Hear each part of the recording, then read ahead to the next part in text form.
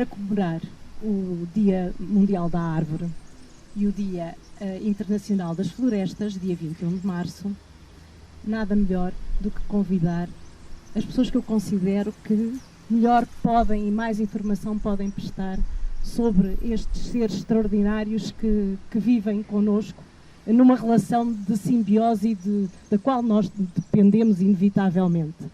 Eu apresento a engenheira Filomena Abrantes Caetano, que foi coordenadora do Laboratório de Patologia Vegetal Veríssimo de Almeida, do Instituto Superior de Agronomia, está presentemente aposentada, mas sendo uma pessoa muito ativa, nunca se desliga desta matéria que tanto amou, a quem tanto dedicou toda a sua carreira às árvores.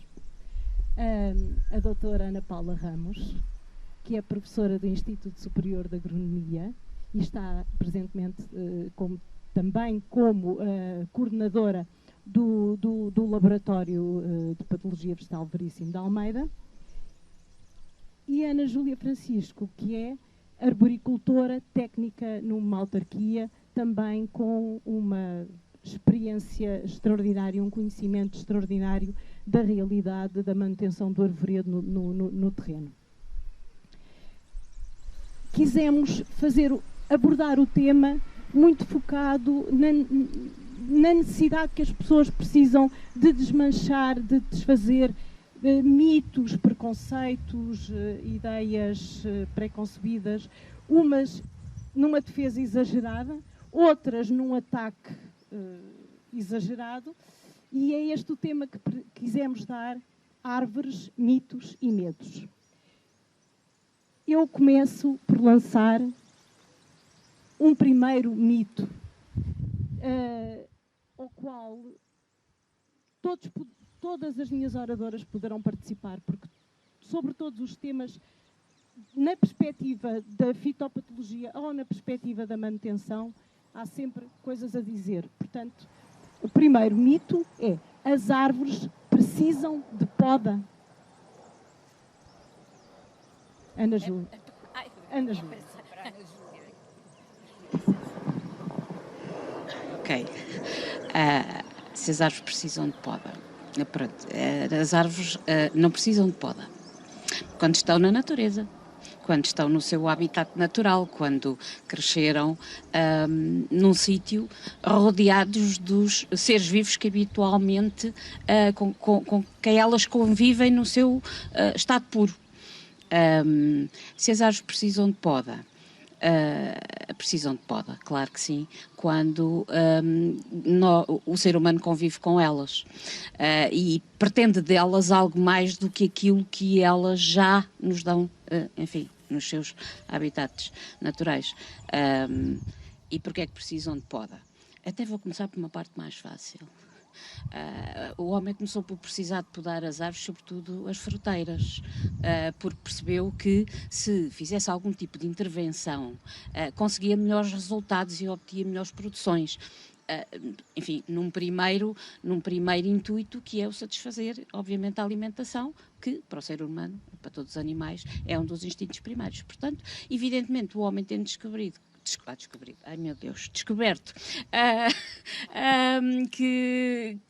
que ao fazer algumas intervenções de poda nas árvores, algumas delas produzem mais, evidentemente que isso passou a ser uma opção corrente e fazer parte da vida do homem e da árvore na sua interação para melhor obter, para obter maior daquilo que necessitava.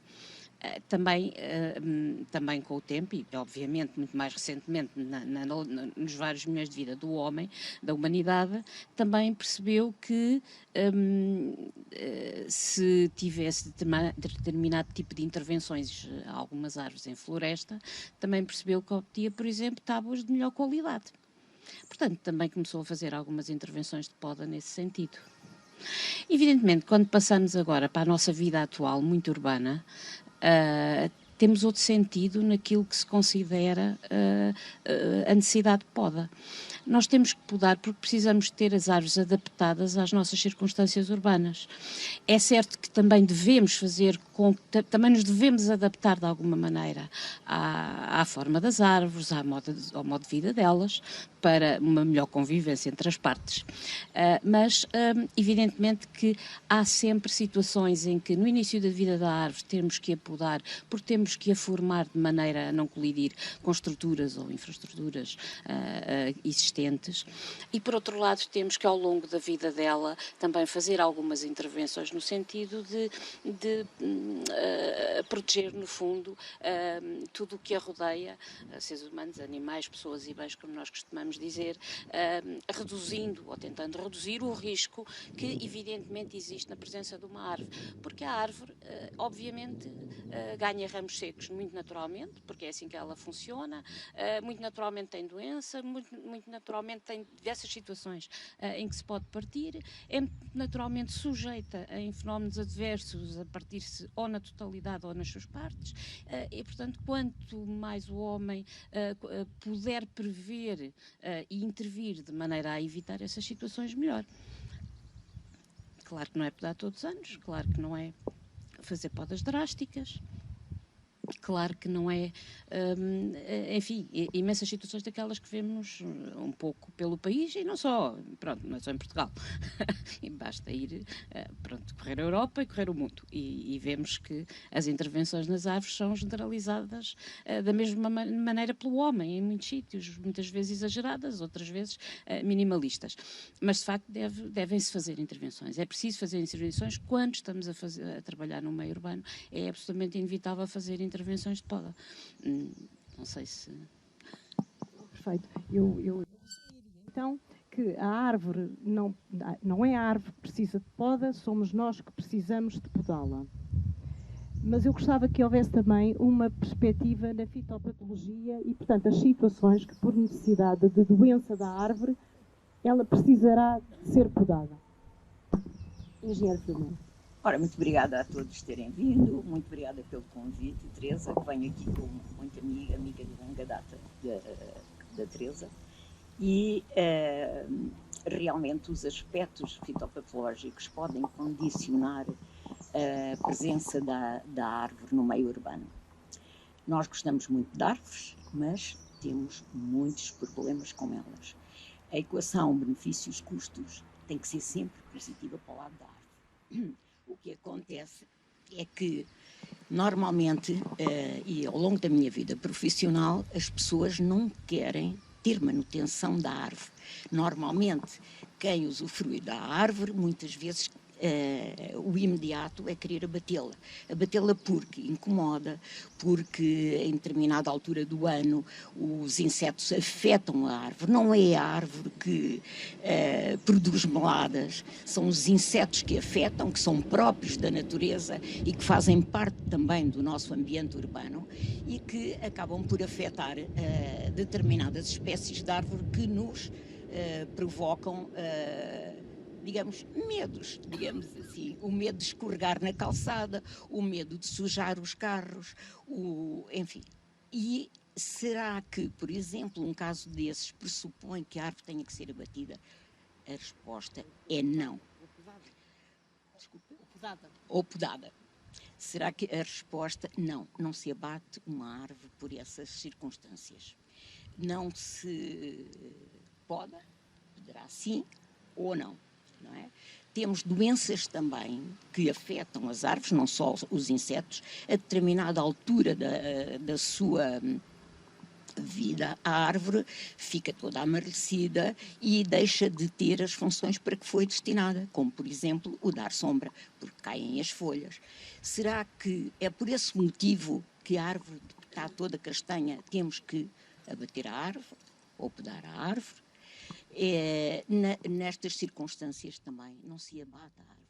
Usam-se técnicas, não é, de manutenção para minimizar, não é, esses efeitos. Esses efeitos muitas vezes são circunstanciais, só aparecem em determinada altura do ano. Será que não podemos suportar isto? Nós gostamos, por exemplo, muito de jacarandás, que fazem fotografias fantásticas, que têm nas estradas um ótimo coberto, mas há quem não goste, porque escorrega, porque, enfim, suja os carros, porque os jacarandás também são afetados por, enfim, afídeos que provocam lada. Tudo isto são as desvantagens que nós conhecemos na árvore na cidade. Eu também tenho que referir que, entretanto, também há problemas com árvores que temos que pensar se ela pode continuar no espaço urbano ou que nos pode causar problemas a pessoas, bens e também agora animais. E como, por exemplo, a quebra de ramos ou a própria queda da árvore em si.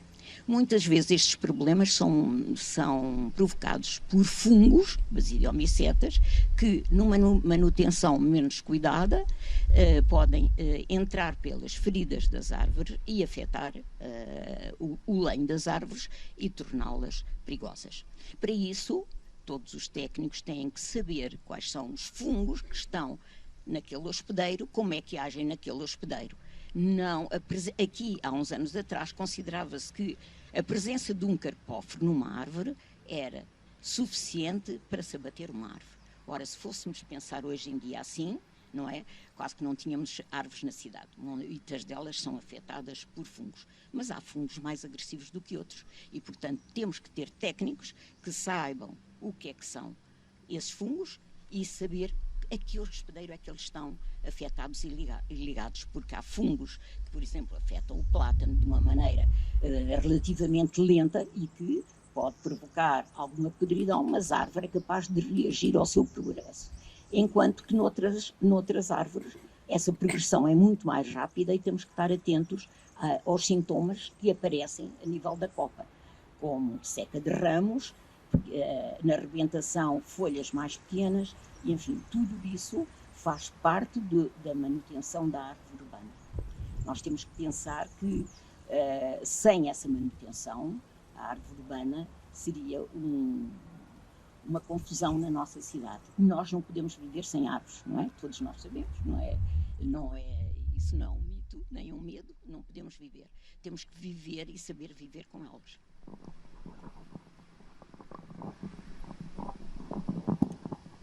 E eu passo agora ao segundo mito.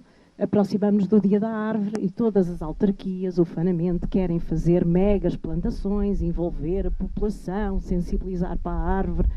E a melhor prática que costumam fazer e que gostam e que faz número é plantar árvores. E então, e no Dia da Árvore, plantamos árvores? Sim, plantamos e ainda bem que plantamos. Devemos plantá-las no sítio certo, a espécie certa. O Dia da Árvore comemora-se há muitos anos, desde 1876, que no Nebraska se comemorou pela primeira vez o Dia da Árvore. E em Portugal comemorou-se primeiro o Dia da Árvore no Seixal. E eu sei esta história porque, pronto, é onde vivem os meus netos, estou muito ligada também ao Seixal. E comemorou-se o Dia da Árvore fazendo o quê? Distribuindo os serviços florestais, principalmente distribuíam árvores para o Dia da Árvore. E a árvore que normalmente os serviços florestais disponibilizavam eram pinheiros. Pinheiros que mais tarde e agora as árvores cresceram, porque muita gente no nosso país, muita gente ligada à escolha das espécies também, se esquece que as árvores crescem. Crescem, têm copas largas, têm copas grandes, que entram nas nossas casas e, portanto, a escolha da espécie é fundamental. Hoje em dia, os serviços florestais estão mais atentos e distribuem árvores autóctones. Distribuem medronheiros, têm aí uma lista de espécies que a pessoa pode ir buscar por pessoa. O Instituto da Conservação da Natureza distribui, por exemplo, para cada pessoa simples, distribui 10 árvores, castanheiros, azinheiras, enfim, medronheiros, carvalhos, conforme o local. Portanto, é uma atenção já dos serviços fazer com que se plantem mais árvores autóctones.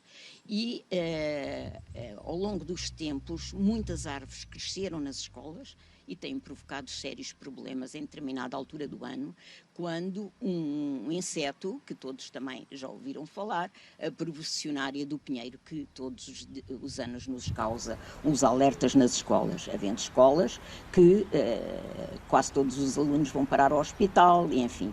E porquê? Porque muitas vezes a falta de informação nas escolas faz com que os alunos e os professores desconheçam como é o ciclo da lagarta, como é que a lagarta atua perante a reação e faz reação perante os humanos, que muitas vezes, se não as incomodarem, elas passam e não acontece nada. Eu tenho, ao longo da vida, ido a algumas escolas fazer, digamos, uma espécie de intervenção com as crianças e houve escolas em que eu perguntava às crianças como é que atuavam se vissem todos eles sabiam o que era a lagarta dos pinheiros. E então como é que atuavam? Os rapazes normalmente diziam-me, eu salto em cima delas. As raparigas diziam-me, eu chamo a minha professora. Portanto, há uma certa diferença. Eu não sou feminista convicta, mas nestes casos há mais o aspecto feminino da coisa. Os rapazes... Bom senso. E então os rapazes, o que é que faziam? Ao saltar em cima das lagartas, provocavam uma reação da parte destas que fazem com que as sedas que existem na cabeça, são uma espécie de umas setas, que elas atiram para o ar e que libertam um gás que provoca alergia. E, portanto, muitos miúdos diziam, mas eu não toquei nelas, porque não é preciso tocar nelas para que o gás fique no ar e provoque alergias aos mais sensíveis. Portanto, isto é um alerta que todas as escolas que têm pinheiros devem ter este tipo de formação. O que fazer na presença de lagartas. E não há nada como consultar os serviços florestais que têm divulgado abundantemente folhetos extremamente bem feitos sobre o assunto. Neste momento, qualquer escola provavelmente terá disponível esses folhetos. Aqui, deixem-me contar mais umas histórias, porque eu sou uma pessoa cheia de histórias, não é? E uma história que telefonaram-me de uma quinta particular, em que havia descida de lagartas e que as pessoas chamaram os bombeiros. Nessa altura, os bombeiros, eu julgo que hoje também têm informação sobre o assunto, mas nessa altura provavelmente não teriam, e os bombeiros chegaram a essa quinta e utilizaram as mangueiras para dispersar as lagartas. Ora, ao dispersar as lagartas, o que é que acontece? Cada lagarta tende a formar outra fila e, em vez de uma fila de lagartas, a determinada altura havia N filas. Portanto, formação, divulgação é fundamental no nosso país. Depois há espécies que nós escolhemos e que nem sequer pensamos que um dia nos podem causar problemas. Numa escola, não vale a pena dizer qual é o município, porque conheço vários, mas havia um movimento de pais em que queriam abater os jacarandás da escola. Coisa que eu fiquei espantadíssima. Nunca pensei que os jacarandás pudessem fazer mal a alguém, principalmente a crianças. E então o que é que tinha sido? No jardim infantil da escola havia um jacarandá que a determinada altura do ano largava os frutos. Como conhecem, os frutos do jacarandá são redondos e têm uma face cortante. E, portanto, um dos miúdos do escorrega desceu e cortou-se numa perna. Aí um movimento enorme de pais que queria cortar os jacarandás. Ora, isto é chamado o excesso de zelo dos pais, porque também as crianças estão num ambiente de brincadeira, podem sofrer por outras razões. A árvore, neste caso, era a culpada, era mais fácil tirar a árvore.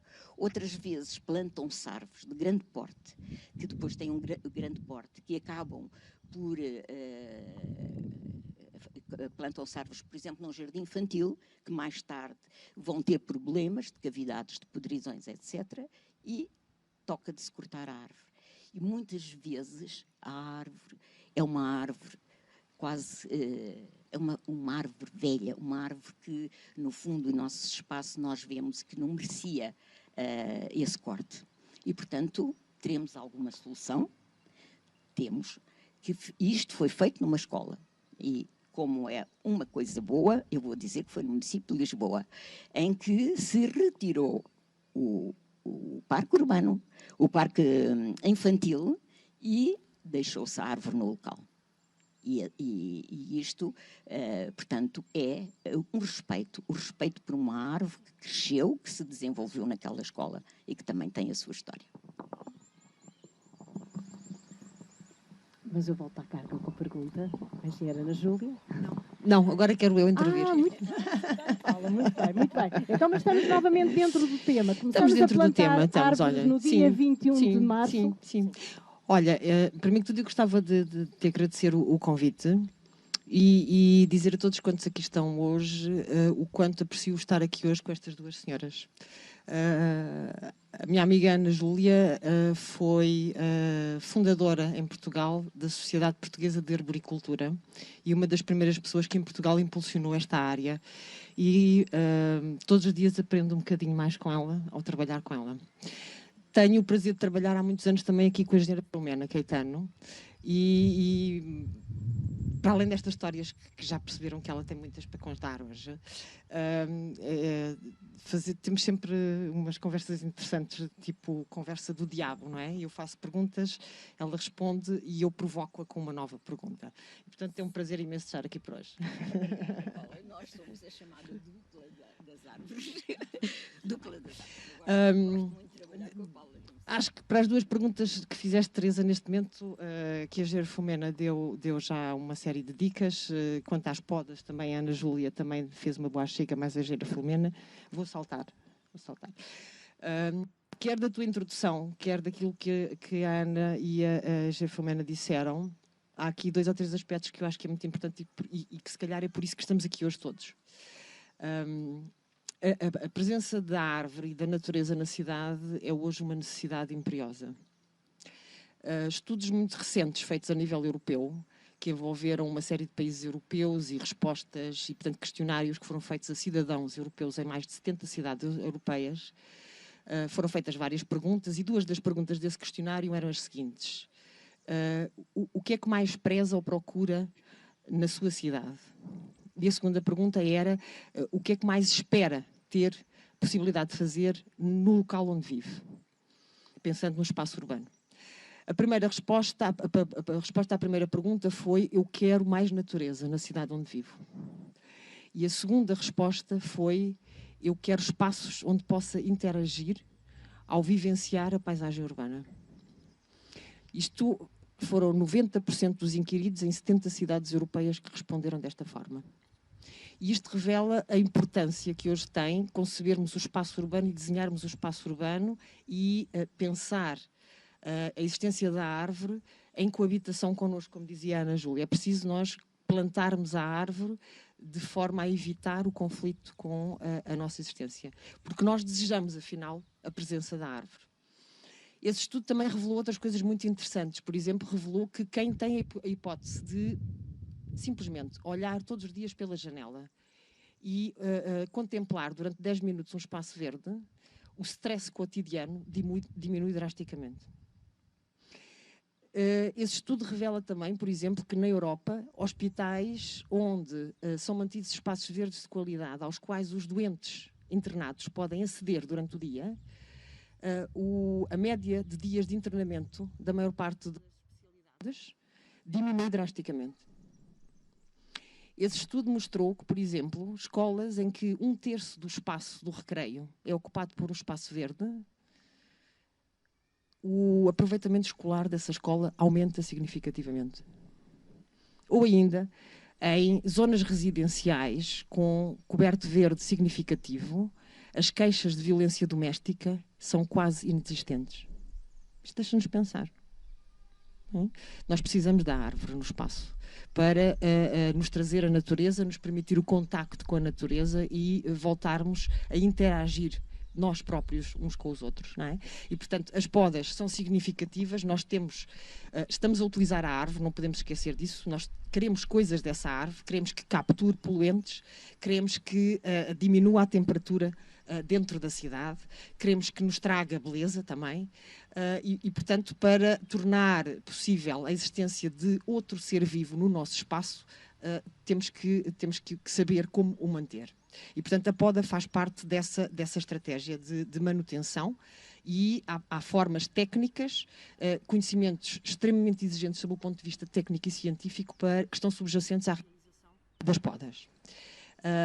Muitas das vezes as podas são por razões fitossanitárias, exatamente. Por exemplo, há doenças como cancros, que também ocorrem nas árvores. Por exemplo, os ciprestes têm uma doença que é o cancro cortical dos ciprestes, que leva à morte de ramos, às vezes até mesmo do próprio tronco, e portanto há a morte do ápice para a base. Nestas situações, por exemplo, nós podemos manter uma árvore adulta durante mais alguns anos, e às vezes são mais 10, 15 anos, apesar de estarem afetadas por cancro, se nós eliminarmos os ramos que morrem, que vão morrendo. Ao fazermos este corte, esta poda fitossanitária, muitos utilizam este termo, nós estamos, primeiro, a perpetuar a árvore no espaço. Segundo, a garantir que ela não representa risco para pessoas, animais e bens, como dizia a Ana Júlia, não é? Portanto, porque não há risco daquele ramo quebrar e cair e causar um acidente. E terceiro, estamos a potenciar uma coisa que é muito importante, que é o investimento público. Quando eu planto uma árvore no espaço público, eu estou a gastar dinheiro do erário público. E, portanto, eu tenho a obrigação de fazer valer esse investimento. E, portanto, como, aliás, os estudos indicam que árvores com mais de 10 anos passam a fornecer muito mais benefícios do que aquilo que custam ao proprietário, eu quero árvores longevas.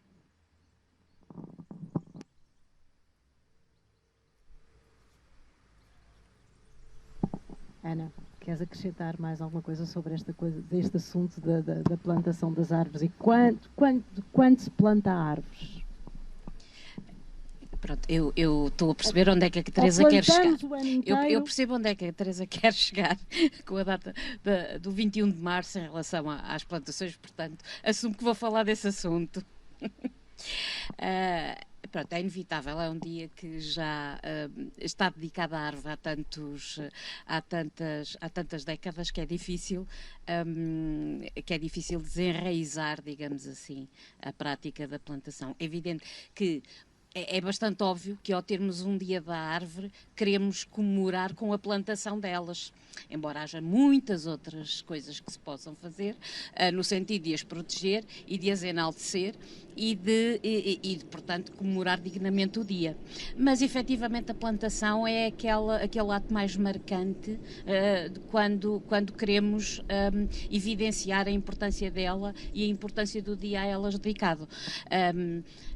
É um bocado nonsense, de facto, porque, para a generalidade do clima em Portugal, o 21 de março é uma data um pouco tardia para a plantação. Na generalidade das espécies, a 21 de março estão algumas já num abrolhamento já muito avançado, algumas em floração, com algumas das alterações climáticas que vamos tendo, com, altos e baixos de temperatura, de facto, às vezes as florações antecipam-se, e a 21 de março há muita coisa florida, há muitas espécies que já estão mesmo em floração.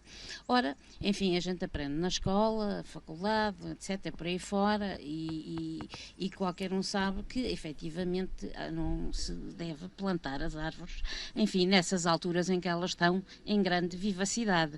E para a generalidade das espécies em Portugal e no clima que temos, de facto é uma altura em que elas estão com mais força.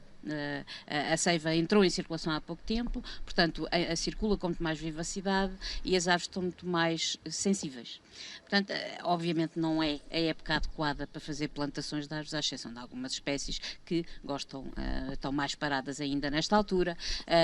Para isso é preciso, obviamente, conhecer as espécies e as suas características e tentar nesta data, efetivamente, plantar aquelas que ainda têm algum atraso vegetativo nesta época do ano.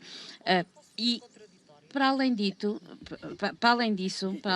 podes fazer o contraditório, que não sei se é o meu contraditório também. Porque depende da forma também como se plantam as árvores e o carinho que se lhes dá no pós-plantação. Porque nós, ao final de contas, se formos cuidadosos, podemos plantar árvores nos 365 dias do ano. Claro que se estivermos no pino da Serra da Estrela, pois se calhar não. Mas como não temos neve e gelo, pronto, nas situações de invernos muito rigorosos, depois será um bocado contraproducente. Mas se tivermos cuidados adequados, podemos efetivamente, era esse o contraditório, pronto. Ok. Podemos plantar as árvores. Agora, tem é que se associar a essa plantação uma série de cuidados e carinhos, quer imediatos, quer no pós-plantação. Para já, a árvore deve estar em torrão, ou seja, deve estar com as raízes ainda envolvidas em terra, nessa altura. Deve ter uma rega eficiente, quer na altura da plantação, quer nos dias subsequentes. E deve ter sempre uma atenção cuidada, fundamentalmente a água. A água é o elemento principal quando fazemos a plantação. Portanto, posto isto, efetivamente a gente pode plantar.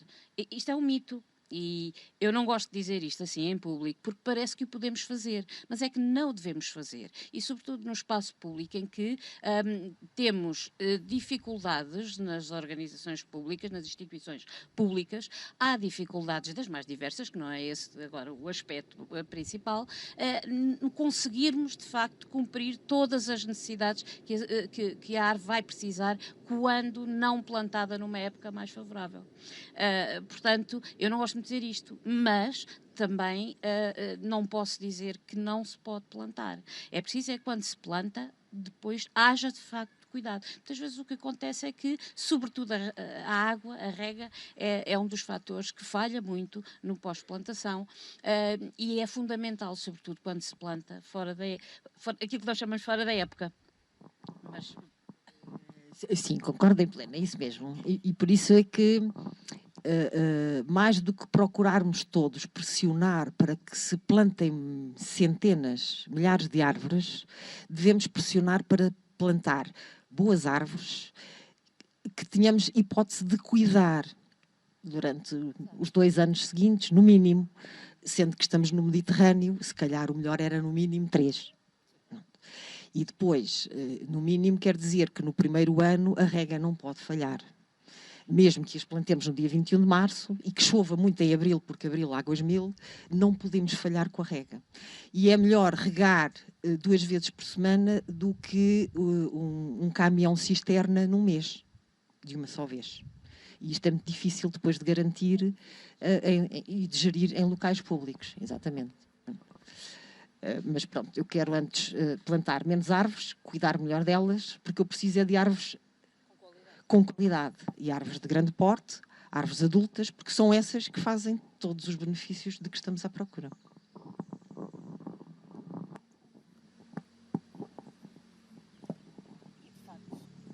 Como a Paula Ramos falou, estamos a falar em dinheiros públicos, que têm que ser geridos com inteligência. Eu passava, embora já tenhamos falado da questão da coabitação das árvores, este terceiro mito que eu lanço prende-se com esse assunto, porque é uma situação muito comum, muito comum. As árvores não podem estar mais altas que os edifícios.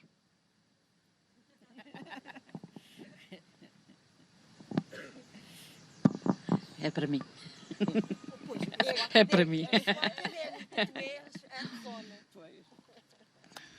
As árvores podem estar à altura que nós quisermos e que elas atingirem, desde que estejam com uma segurança relativa. Eu costumo dizer que isto não vai cair, isto não vai partir, e pronto, nunca ninguém pode assegurar semelhante coisa. Nenhum técnico pode dizer que não vai acontecer uma coisa que não está na nossa mão. Não está. Pronto.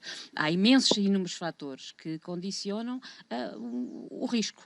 E o risco está sempre presente. Aliás, há o risco de estarmos vivos, porque a partir do momento em que nascemos, podemos morrer.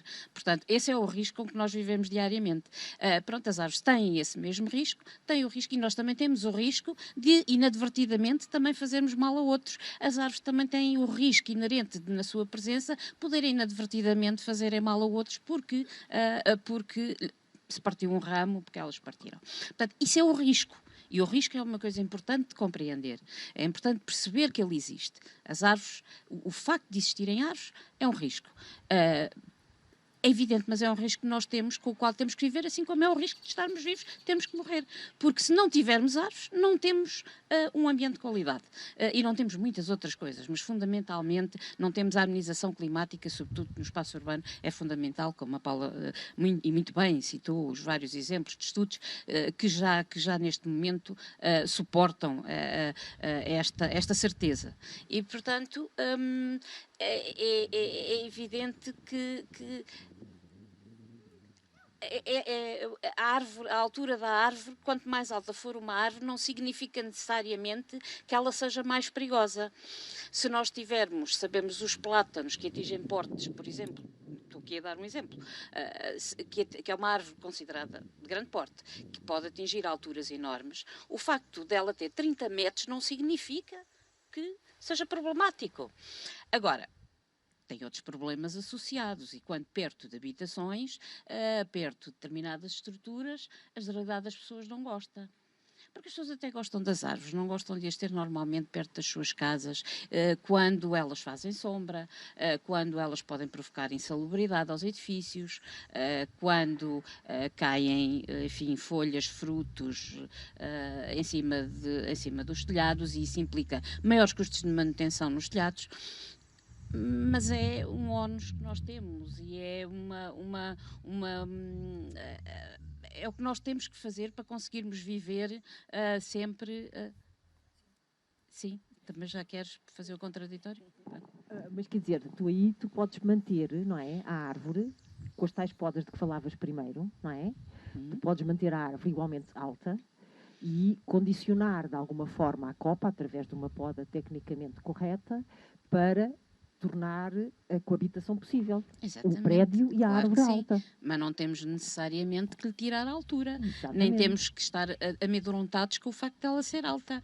Obviamente, havendo uma manutenção cuidada e estando a árvore livre de situações de maior risco, não tendo ramos secos, não tendo ramos mal inseridos, não tendo ramos horizontais, ela na verdade gosta de crescer com os ramos mais na verticais, ou vice-versa. Se eventualmente, sei lá, há tantas situações que isto era preciso estar aqui realmente a focar imensas situações. Portanto, é possível, sempre, é possível, é? sempre. Por alguma razão, E é possível. as metasequoias, que são as maiores árvores do planeta, continuam lá de pé. Pois, a questão é que não estão. Tenho que dizer que a verdade é que também não estão ao pé das casas. Ok. Então, Pronto, qual é a limitação que a casa impõe à árvore no espaço público? Não impõe nenhuma. Obriguei às vezes a que quer os responsáveis pela manutenção da árvore e os moradores e habitantes perto das árvores consigam conviver de uma forma satisfatória.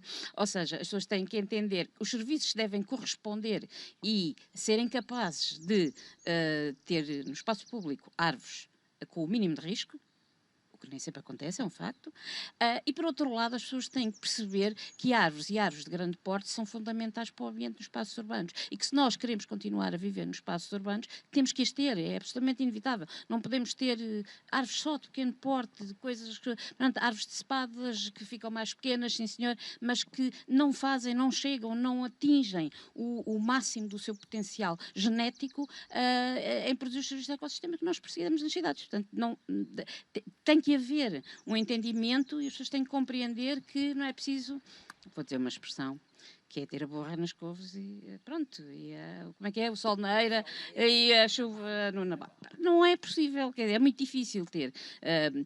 E por isso tem que haver, de facto, cedências de parte a parte e convivência necessária. As árvores têm que estar, evidentemente, bem mantidas para poder estar em convivência com edifícios.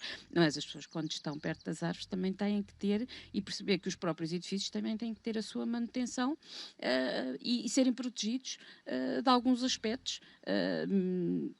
que eu não direi negativos, mas que evidentemente são aspectos que produzem eventuais necessidades de maior manutenção dos edifícios. Portanto, sim, podemos ter árvores altas junto dos edifícios, claro que sim. Podemos e devemos, cada vez mais. E pressuponho que uma árvore de grande porte é muito mais eficaz do que 3 ou 4 pequeninas.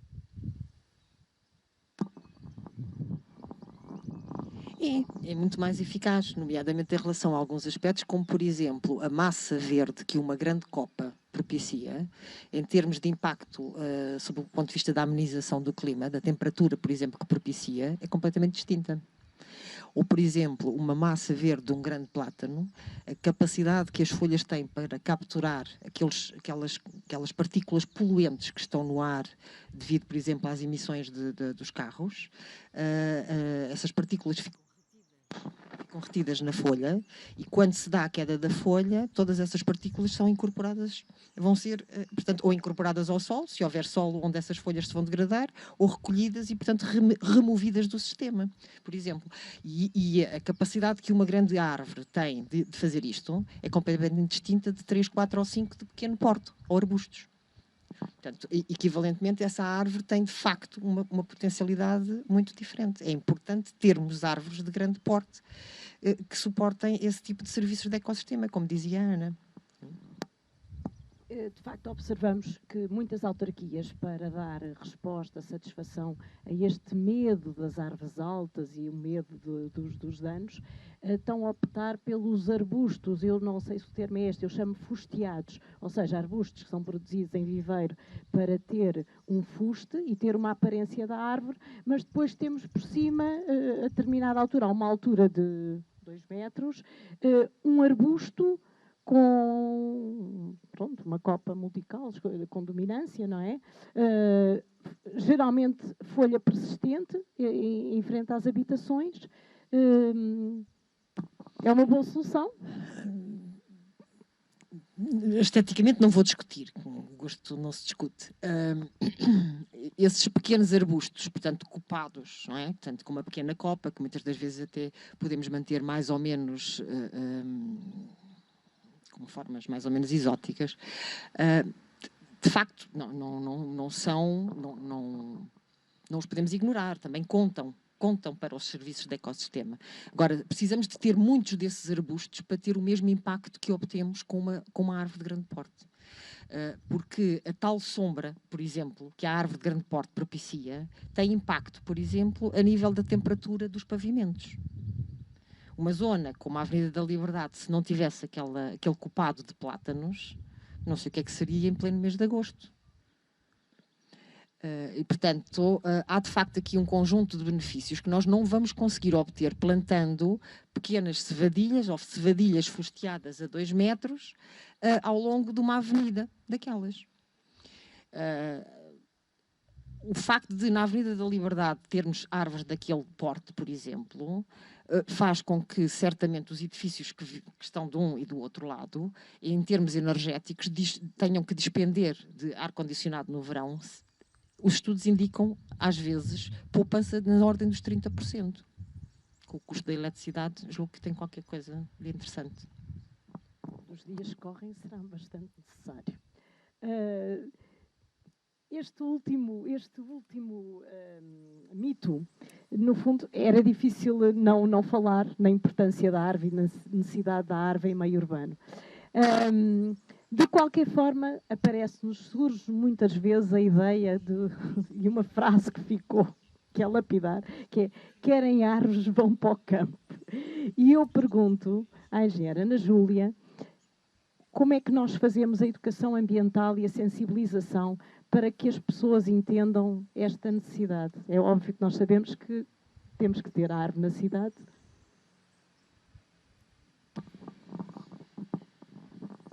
Na parte, não sou especialista em comunicação, pronto. Não sei bem como é que se faz. Ou seja, não tenho uma receita. Agora, daquilo que falámos, a necessidade da presença das árvores nos espaços urbanos é absolutamente... Paula já repetiu, parece que estou a repetir, mas pronto, é verdade que é uma redundância, mas é fundamental.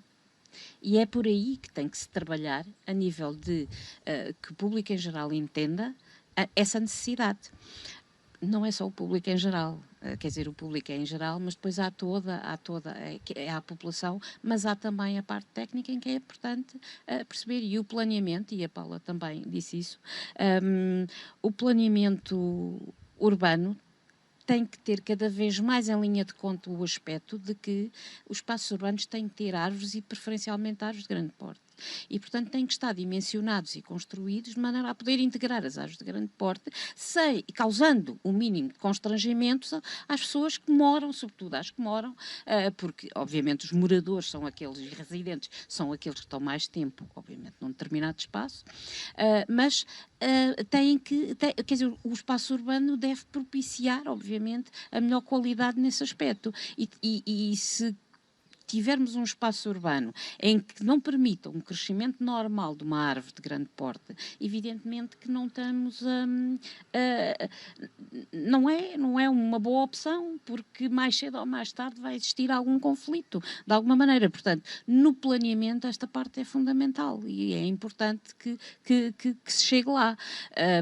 É importante que se estabeleçam sempre corredores verdes. A estrutura arbórea numa cidade é importante que seja uma rede de corredores, para que, evidentemente, possa circular, inclusive possa circular o ar, possa circular o vento, possam circular as trocas, possam circular os animais, e quando digo animais falo muito mais de insetos, de pássaros, tudo o que mais facilmente, enfim, habita nas árvores, e que, no fundo, no seu conjunto, obviamente, formam um habitat. Portanto, assim, como é que se chega ao público em geral para transmitir esta ideia? Eu acho que o melhor é produzir mesmo bom planeamento urbano e boa construção urbana.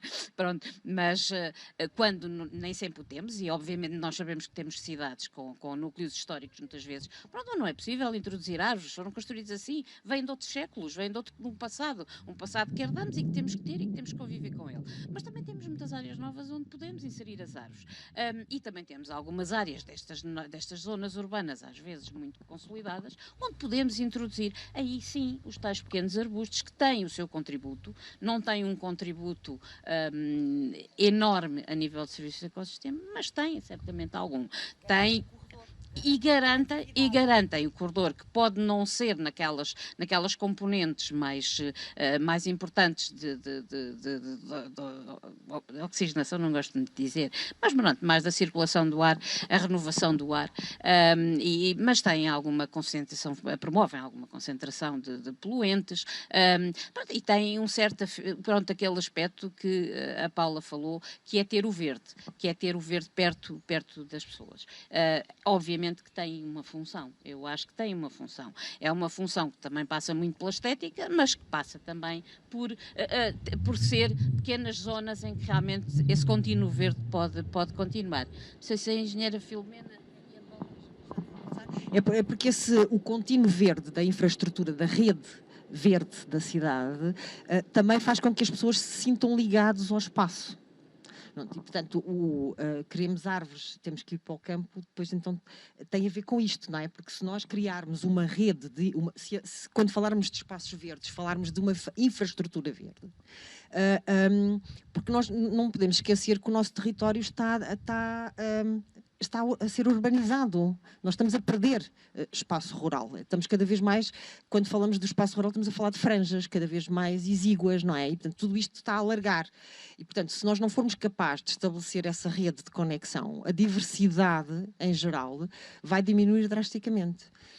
Eu ontem estive numas jornadas com alergologistas, com médicos alergologistas e, por exemplo, agora pensando como é que nós passamos esta informação para a geração mais nova, nós de facto temos que falar destas coisas todos os sábados. Por assim dizer, em vários sítios, se todos nós pudermos um bocadinho. Porque nestas jornadas de alergologia, por exemplo, ouvi dizer... que assim, as crianças que nascem no espaço rural, pelo contacto que têm com a terra, com os bichos, com as árvores, com o lixo, com isto, com aquilo, com o outro, têm muito menos reatividade alérgica.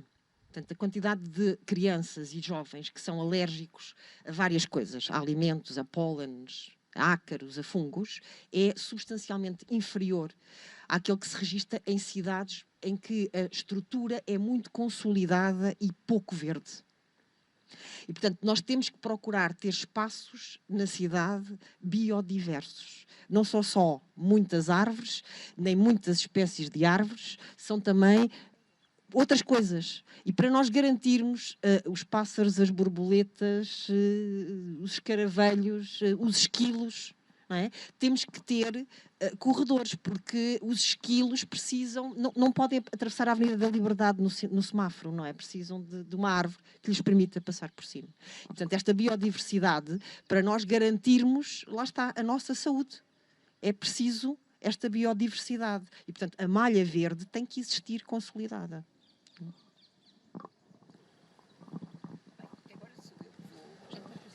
Sim, agora sou eu que vou fazer aqui uma diferença. Será o sentido da frase vão para o campo? Se calhar quem disse isso está certo. Porque nós cada vez vimos mais para a cidade.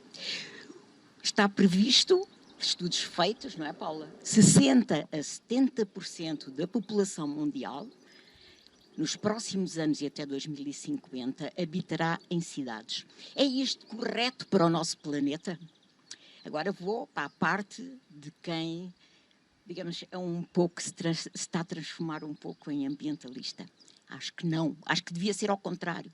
Nós devíamos cada vez ir mais para o campo. Devíamos cada vez integrar mais o campo.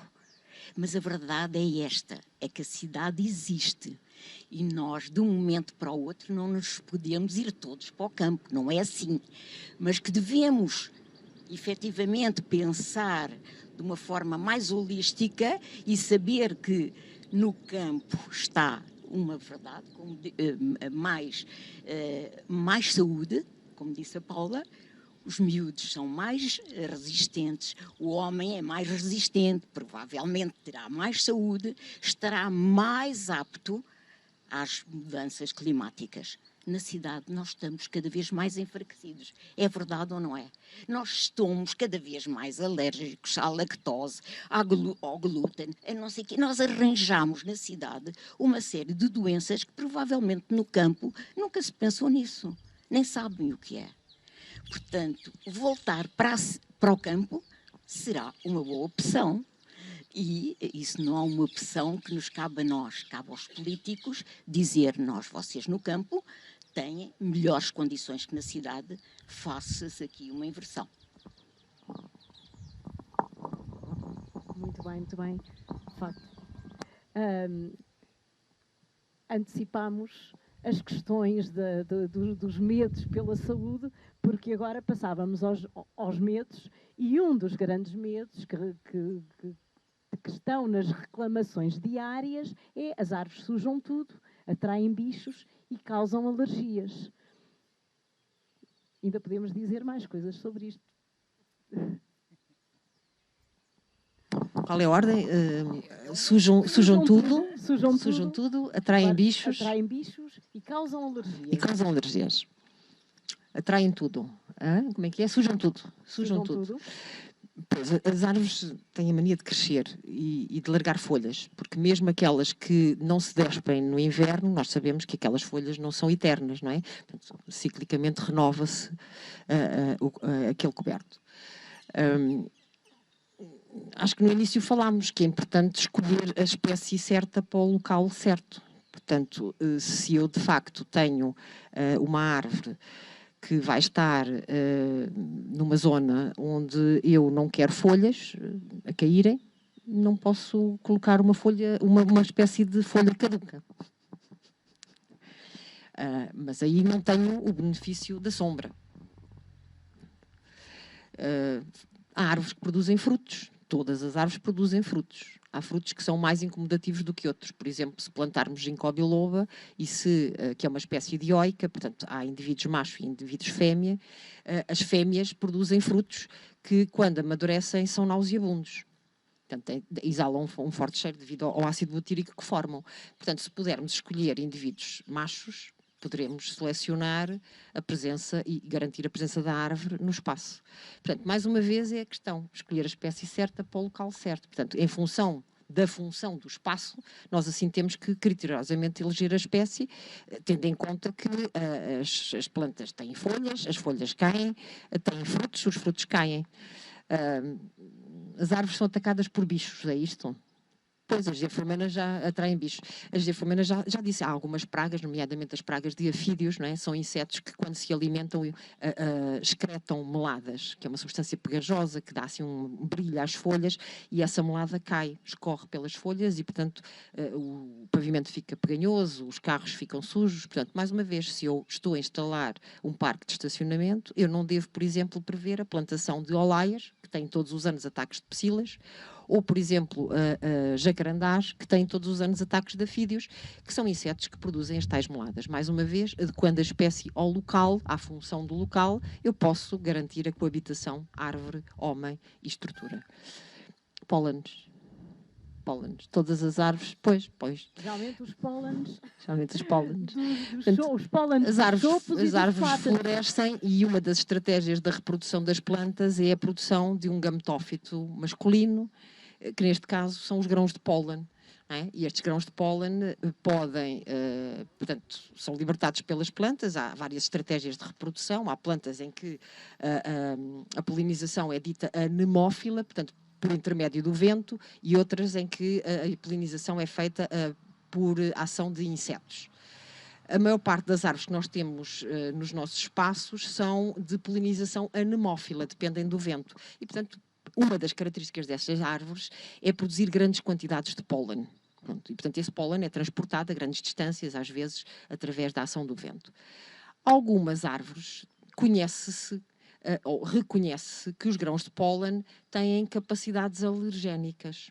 Portanto, têm proteínas na sua parte de fora, o grão tem proteínas na parte exterior, que se chama exina, e essas proteínas, quando contactam com as nossas mucosas nasais, podem provocar reações de foro alérgico e mesmo algum tipo de, às vezes, doenças de foro respiratório. Mas nem todas as árvores o fazem, isto é, nem todos os pólenes são igualmente alergénicos. E é preciso haver uma determinada quantidade de pólen no ar e um contacto com esse pólen para haver, de facto, essas reações alérgicas. E depois temos a questão de que muitas espécies de árvores produzem pólen, ao mesmo tempo que no nosso jardim, por exemplo, neste relvado, algumas plantas também estão a produzir pólen. E a alergenicidade de muitas gramíneas, por exemplo, do pólen de muitas gramíneas que estão neste relvado, é muito mais elevada do que a alergenicidade do pólen, por exemplo, dos ciprestes. E, portanto, na mesma altura do ano, a pessoa sente, naquela altura do ano a pessoa sente aquela reação alérgica, aquilo que mais vê é o pólen das árvores, que é transportado pelo ar. Não repara que aquelas pequenas plantas no relvado também estão na época de polinização e aquele pólen é que é a causa das alergias. Portanto, isto é também um dos outros problemas. Ana, queres dar o exemplo daquelas que não são pólenes e que as pessoas acham que são pólenes que causam alergias? Os chopos e os plátanos? Não quero. Pronto, há aquelas que... Não, e há aquelas que, sendo às vezes o pólen muito visível, vou se calhar primeiro, pronto, há muitas situações em que as pessoas ficam muito alarmadas realmente, porque o pólen é muito visível e aparece em cima das superfícies da água e mesmo às vezes no chão, enfim, nos pavimentos, é fácil de o ver. Quando nós vemos o pólen, é sinal que não precisamos nos preocupar grandemente que ele nos provoca alergia, porque se estamos a vê-lo, ele também não entra pelas vias respiratórias adentro.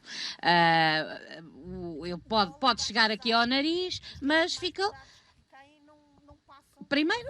Primeiro isso, pumba, eles são pesados, são maiores, caem, normalmente não voam tanto. Mas mesmo aqueles que ainda, enfim, podem permanecer um pouco pelo ar, com alguma dimensão e que sendo visíveis, eles não entram, podem entrar aqui no nariz, nas fossas nasais, mas não vão às vias respiratórias onde efetivamente se considera, e é aí que se considera que eles têm o seu efeito alergogénico.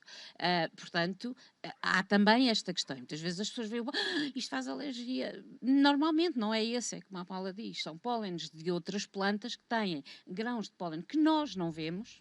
Esses sim são tão microcéfalos, como eu costumo dizer, estão pequenininhos e esses sim podem entrar através pela respiração e podem entrar depois na nossa parte respiratória. Pronto, essa é uma parte que assusta as pessoas quando veem o pólen e não corresponde à realidade, porque o vê-lo então significa que normalmente não causa problema, porque ele não vai entrar nas vias respiratórias. Depois... Os algodões, pronto, os algodões, aos tegumentos, enfim, dos plátanos, pronto, que têm sido bode expiatório, de facto, de muitas situações de queixas. E pedidos de abate, e até debates concretizados em muitos sítios, enfim, que não é só cá em Portugal e que há, pronto, estes problemas, é preciso que, essa é uma coisa que eu achava importante desmistificar, é que estes problemas são problemas do homem, quanto humanidade, qualquer cidade. São problemas que temos em Portugal, como existe em Espanha e no resto da Europa. Pronto, cada país e cada local com as suas idiosincrasias, ou seja, com as suas características próprias, que advêm dos climas também diferentes, mas estes problemas de convivência com as árvores são comuns pelo mundo inteiro. Mas, efetivamente, algumas espécies são incómodas, não pelo pólen, mas por... Pronto, já falámos dos frutos, mas há também outro tipo de estruturas que fazem parte da morfologia das árvores, que contribuem às vezes para lhes dar mau nome, e porque irritam as pessoas. E realmente os desgraçados são normalmente os chopos e os plátanos. Os chopos, porque muitas espécies de chopo, na sua polinização e após a polinização, libertam um tegumento, a que vulgarmente nós damos o nome de algodão, e isso normalmente acontece até com alguns dos exemplares fêmeas e não tanto com machos, nem em todas as espécies de chopo. É para auxiliar na dispersão das sementes, não é? No caso dos chopos, aquele algodão, o algodão é um indumento que recobre a semente. Isto é outra coisa que, por exemplo, em termos de educação ambiental podemos passar também cada vez mais, porque às vezes as pessoas esquecem-se e nós temos que passar isto aos miúdos, é que depois da polinização há a formação do fruto. Portanto, se nós já temos frutos, já não há pólen. Já era a polinização. Ora, o indumento do chopo é para que as sementes possam viajar, transportadas também pelo vento, para aumentar a dispersão da espécie. Portanto, é uma estratégia de sobrevivência daquela espécie. Portanto, o algodão do chopo é para transportar a semente. Se agarrarem naquele algodão, que às vezes se acumula no chão, vão desfazer o algodão e encontram lá pequenas sementes de chopo, não é? Minúsculas, porque de facto aquilo é muito eficaz a transportar sementes a grande distância. Ora, mais uma vez, o algodão não entra aqui para dentro. É incómodo, sim, se houver um dia de vento e aquilo andar tudo por ali e até cai aqui entre os óculos e causa aqui uma irritação mecânica, é verdade. E quem é mais sensível a nível cutâneo pode também sentir alguma irritação momentânea de contacto. Mas é momentânea de contacto.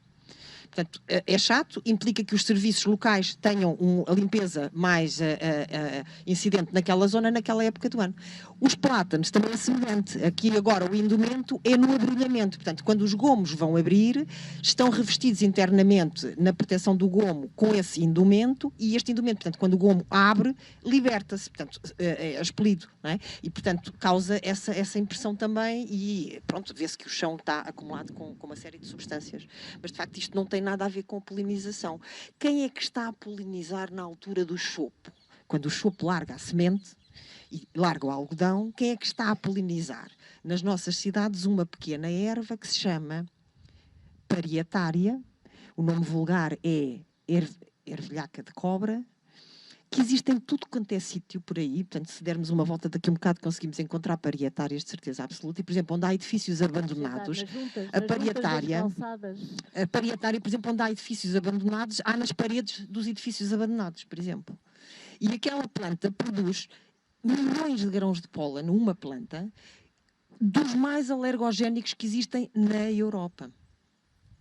E isto acontece ao mesmo tempo que os chopos estão a largar a semente. E, portanto, é um mito que necessariamente todas as árvores sejam sempre causadoras de polinoses, não é? E eu venho só aqui fazer uma referência em relação aqui às alergias, contando uma história, porque eu sou das histórias, e sabiam que os médicos podem fazer receitas para abater árvores. Eu já vi um médico que, já vi uma declaração médica em que dizia e recomendava o abate de todas as árvores de alinhamento num determinado bairro. Todas as árvores que eram plátanos, porque a população apresentava umas alergias estranhas na pele, não eram alergias de respiratórias, eram alergias da pele. As pessoas, quando eu fui chamada, efetivamente dirigiram-se a mim, e eram muitas, e faziam uma grande barulheira, e olhem para mim, e mostravam as alergias, etc. E está aqui, e mostraram-me o pedido, declaração, receita, sei lá, do abate daqueles plátanos naquele bairro. E eu fiquei espantada, como é que um médico pode fazer isto, não é? Mas pronto, também tem o seu direito, porque de médico e louco todos temos um pouco, e de árvores toda a gente sabe, certo? E portanto, o que é que acontecia naquele bairro? A limpeza urbana era mínima. Havia folhas acumuladas e havia um pequeno percevejo que incomodava as pessoas e mostravam, é isto que está a causar a alergia. E é a folha, é não sei o quê, cada um dava uma razão. E pronto. E o que é que se pode fazer numa circunstância destas? Não é? Estuda-se o problema e talvez, em alguns casos, existe na bibliografia que há um pequeno inseto que afeta as folhas do plátano em determinada altura do ano e que pode provocar alergias. Seria todo este conjunto, eu não digo que fosse só o inseto, todo o conjunto, a falta de limpeza urbana, os insetos, etc. O inseto não causa alergias. Aquele não causa alergias. Lá está, é um mito. É um mito, ok. Mas em alguns países, há uns trabalhos, não é? Que dizem não, mas que o efeito é mecânico. O efeito é do pelo, contacto. Pronto. Mas eles diziam que estava dentro das casas. E dentro das casas e na varanda, efetivamente, havia lixos e folhas e não conseguiam limpar. Agora, conseguiu-se chegar a um acordo, fazendo o quê? Uma poda de manutenção e uma limpeza imediata de tudo quanto era restos e espaço urbano. Portanto, o problema resolveu-se e as árvores estão lá. Portanto, são aquelas circunstâncias em que os municípios têm, os técnicos, não são os municípios, são os desgraçados dos técnicos, têm que responder a toda a hora, porque queixas sobre as árvores há, umas com razão e outras com as razões mais disparatadas que a gente conhece, não é? Há razões que realmente uma pessoa fica espantada. Uma vez houve um município que me pediu como é que havia de justificar o abate de mélias, porque a mélia tem um pequeno fruto que é considerado venenoso e, portanto, como é que se justifica que as mélias tinham que ser abatidas, porque toda a gente, as pessoas da rua, a gente, tem uma vontade de dizer, queria o abate daquelas mélias, que efetivamente é uma árvore lindíssima na nossa cidade. E o que me deu vontade de dizer é, não comam os frutos das árvores, não comam as árvores, por favor, que se querem comer árvores, vão para o campo. Digo eu agora. Com esta nada mais tenho a dizer.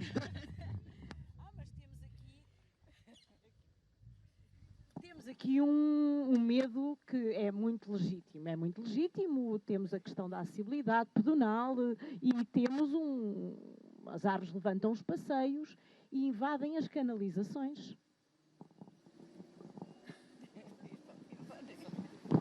Eu passo. Já dissemos há bocado 3 vezes. Plantar a árvore certa no sítio certo. Sim, não preciso dos 2 microfones.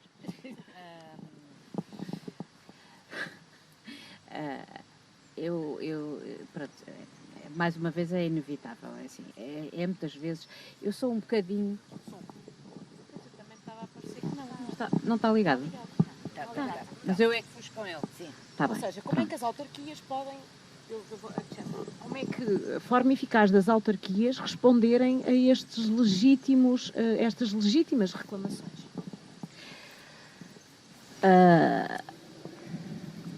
Eu sou... Receita, não é? Não há receita nenhuma. Quer dizer, não há propriamente receitas para nada. Às vezes até, pronto, temos que recorrer ao bom senso. Há uma coisa que eu queria dizer antes e que acho que é importante, é que nós temos que conviver, pronto, as árvores dão-nos muitas coisas boas e claro tem que algumas coisas menos boas. Não digo que sejam más, mas são menos boas. São essas coisas que nos irritam. Mas isto é como tudo, e quando se casa também o outro tem coisas que nos irritam e as pessoas discutem, e as pessoas não deixam de viver juntas por causa disso, não é? As pessoas não deixam de viver em família por causa disso. Pronto, alguns deixam, mas quer dizer, não é generalidade, isso acontece, mas nós temos que conviver sempre com aquilo que de negativo todos os outros têm. Portanto, também temos que conviver com aquilo que possamos achar que é negativo de parte das árvores. É o ónus que nós temos que pagar se queremos viver em cidades com qualidade. Isto porque já percebemos que no campo temos muitas árvores, não é? Pronto. Mas, enfim, e isso é uma parte que as pessoas têm que entender. É que têm que aceitar que há pequenas coisas que às vezes só são grandes porque as empolamos e porque queremos fazer delas, de facto,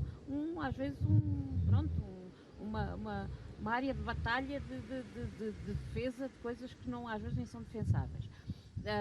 Que as árvores provocam muitas vezes danos em pavimentos é uma realidade absolutamente incontornável, mas também provocam muitas vezes danos em pavimentos porque elas têm as suas características e formas de vida. As suas raízes comportam-se de forma diferente em todas as espécies e geneticamente têm as suas características, vão passando, e que numas delas são raízes que trabalham mais à superfície, algumas têm raízes que aprofundam mais. Na generalidade, o que acontece? Se estragam pavimentos é porque elas não estão normalmente a gostar do sítio onde estão. E vemos às vezes árvores inexplicavelmente que têm as raízes às superfícies. E nos espaços urbanos, de facto, quando isso acontece, e não é característica própria da árvore, por exemplo, sabemos que um pinheiro manso, por exemplo, tem por característica inerente ter raízes à superfície. Sabemos isso, quer dizer, é sabido. Portanto, se calhar, aliás, qualquer pinheiro, digo o manso porque é muito característico usá-lo em espaços urbanos, é evidente que não é boa ideia pôr um pinheiro manso em zonas com pavimentos ou perto dos pavimentos. As raízes, inevitavelmente, vão estragar os pavimentos. Mas às vezes temos danos em pavimentos em árvores em que isto não é expectável. Sei lá. Até os plátanos, os pobres dos plátanos, não é expectável isso acontecer, a menos que seja um plátano muito antigo, muito grande, que obviamente as suas raízes já na sua base, enfim, lódons também, enfim, muito antigos, os lódons vão à água às vezes, vão à água. Mas às vezes acontece, portanto, alguma coisa corre mal. Se as raízes não vão para baixo procurar o seu habitat normal, é porque alguma coisa lá está em baixo que não as deixa crescer normalmente e, portanto, vem estragar pavimentos. Mais uma vez, a questão de tentarmos adaptar o mais possível e escolher as espécies a implantar de acordo com as características que temos nos locais. Pronto, e hoje em dia trabalha-se muito mal nesse aspecto, no geral. Em Portugal trabalha-se muito mal nesse aspecto, faz uma implantação péssima das árvores. Eu não sou pessimista nesse aspecto, mas acho que sou realista, porque de facto os resultados das arborizações, nomeadamente em caldeiras, geralmente não são às vezes bem conseguidos, que tem muito a ver com a má implantação do arvoredo nesse aspecto. Que depois, ao não ter capacidade de crescer em profundidade, como seria normal, vem à superfície. Como não tem água suficiente, porque os solos também não têm a mínima qualidade, crescem na direção de elementos de água. E, portanto, vão estragar elementos de água. E, às vezes, nem é preciso elementos de água. Podem ser outros elementos de outras infraestruturas que, acumulam condensações e, portanto, onde as raízes, obviamente, se vão dirigir e causam danos. Portanto, se tudo isto for balançado, e construído de uma forma mais equilibrada e mais em consonância com as características das árvores versus características do espaço que temos à frente, estas situações obviamente que se reduzem. Claro que há situações absolutamente... Há situações difíceis, de facto, incontornáveis. Temos às vezes situações de arvoredo adulto que causa realmente muitos danos no pavimento e temos, do ponto de vista depois de resolução, situações difíceis. Do ponto de vista construtivo, muitas vezes não se conseguem ultrapassar. Cortar raízes está sempre fora de questão. Quer dizer, para alguns não está fora de questão, ou seja, está fora de questão, porque se quisermos manter as árvores, não podemos, do ponto de vista técnico, não podemos cortar as raízes. Portanto, evidentemente que quando a árvore já é adulta e estas situações acontecem, são situações sempre de compromisso que têm que acontecer quando a fazer a reparação dos pavimentos. E às vezes eu vejo sempre... os regulamentos são difíceis depois de ultrapassar, porque não podemos ter determinada inclinação, porque não podemos a pendente para acolá e para acolhi. Eu sou muito mais das árvores do que dos pavimentos, não é? E depois às vezes, não, eu acho que pode ser assim porque é bom para a árvore. Mas depois veio o colega dizer, não pode ser assim, porque depois a pendente, o pavimento, não sei o quê, inclinação, não pode ter a mobilidade, tarará, tarará. E mais uma vez eu acho que aqui há um bocado de falta de bom senso, porque é preferível às vezes ter uma árvore adulta e ter um pavimento ligeiramente ondulado do que abater as árvores só para ter pavimentos direitos. No entanto, às vezes nós esbarramos na própria legislação. Legislação das mobilidades, enfim, esbarra-se muito nestes problemas e a resolução deles quando as árvores já são adultas é de facto complexa e muitas localidades opta-se de facto por remover as árvores porque é a forma mais fácil, mas eu acho sempre que às vezes até há que haver às vezes até é possível cortar algumas raízes, é porque às vezes é possível. Não podemos ser facciosos ao dizer não corta raiz nenhuma, porque às vezes é possível cortar algumas raízes. Temos é que o fazer tecnicamente, assim como o engenheiro civil pode prever determinados riscos até um determinado ponto, obviamente quem é em técnica, quem é em arboricultura tem que saber qual é o risco de determinada ação. E portanto é contrabalançar estas questões. Não sei se vocês têm alguma opinião.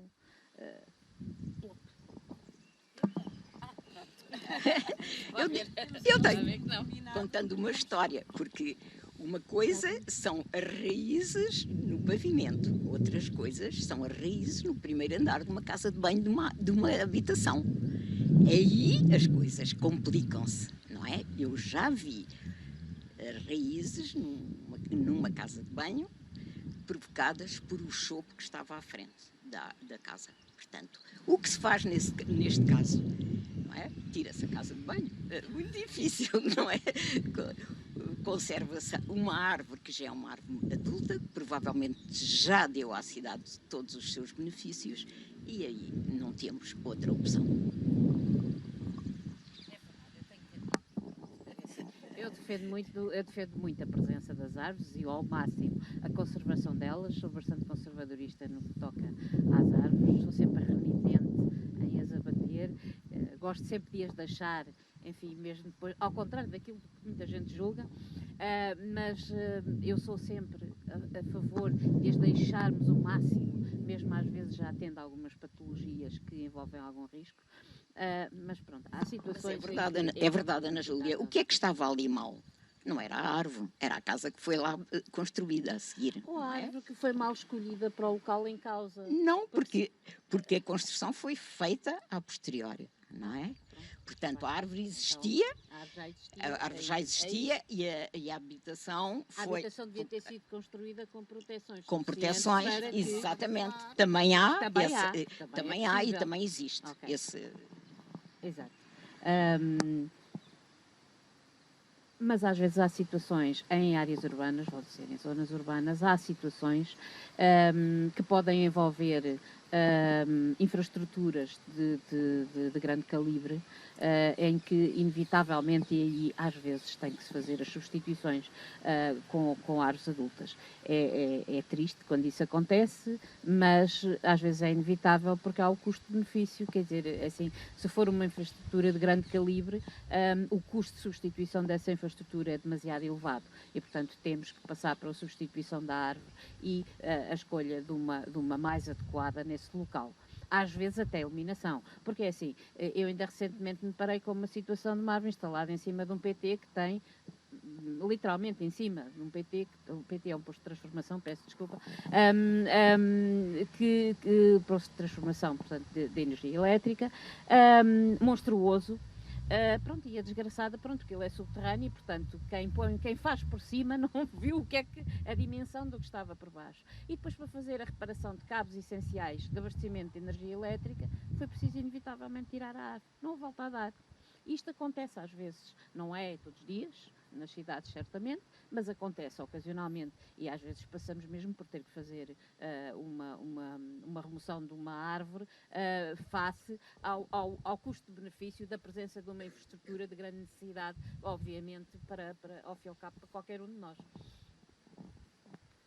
Isso, no fundo, também quer dizer, Ana, não é? Que nós todos que trabalhamos nesta área temos que começar a trabalhar de forma mais interdisciplinar, não é? Quem desenha o espaço e idealiza o espaço tem que trabalhar convosco, que cuida da árvore todos os dias, não é? Porque aquela frase que já aqui dissemos hoje, escolher a espécie certa para o local certo, tem que ter aqui uma outra visão, não é? Nós temos de tal forma o espaço urbano impermeabilizado que se calhar temos é que começar a construir formas ao nível do solo, não é? A criar outras alternativas técnicas para ter condições para ter árvores de grande porte. Portanto, a construção da própria cidade tem que começar a mudar, não é? Porque nós queremos aquele espaço, mas queremos-lo de alta qualidade. E alta qualidade, entre outras coisas, quer dizer árvores. Exatamente. Certo. E não somos nós que muitas vezes também fazemos errado. A árvore está lá. E nós teimamos em implicar com ela. Queremos-la lá, mas implicamos porque temos que fazer infraestruturas naquele sítio. Não podemos desviar para o lado, não podemos mudar. Se a ciclovia pode passar por um sítio onde não atinja o espaço radicular das árvores, talvez fosse uma boa opção. Mas não. Normalmente constroem-se ciclovias e vai passar junto ou por cima do sistema radicular. Isto acontece muito com pinheiros, aconteceu na cidade de Lisboa, não tenho problema nenhum em dizer isto, aqui há uns anos atrás, em que com a loucura das ciclovias se construiu e não se pensou nas raízes das árvores. Puseram-se as ciclovias e passado algum tempo a árvore reagiu à presença da ciclovia e deu cabo da ciclovia e caiu sobre uma estrutura. Felizmente não feriu ninguém, porque não havia jogadores ali nem ciclistas, nem jogadores de cartas, que existia ali uma mesa. Eu tenho fotografias do antes e o depois, de quão perigoso estava aquela mesa. Mas muitas vezes somos nós que não pensamos que vamos colidir com a existência daquela árvore. E será que dá muito trabalho? Será que custa muito pensar duas vezes se não podemos desviar as coisas, se não podemos ir colidir com as árvores? Isso é um problema de todos que temos que sentar e planear. É um problema de planeamento que tem que existir nas câmaras com várias valências. Os técnicos que planeiam não podem ser só arquitetos paisagistas. Têm que ouvir a opinião de outros técnicos que fazem manutenção, que têm mais experiência, etc. Portanto, todos os técnicos devem ser ouvidos na altura do planeamento. Posso voltar aqui atrás, só muito rapidamente, porque esgotámos o tempo. Esgotámos o tempo, mas eu vou voltar aqui atrás só numa coisa que me parece importante. Não esgotámos os medos. Não, há uma coisa aqui quando falámos de alergia que nós três não falámos, que eu acho que é importante, que é dizer o seguinte.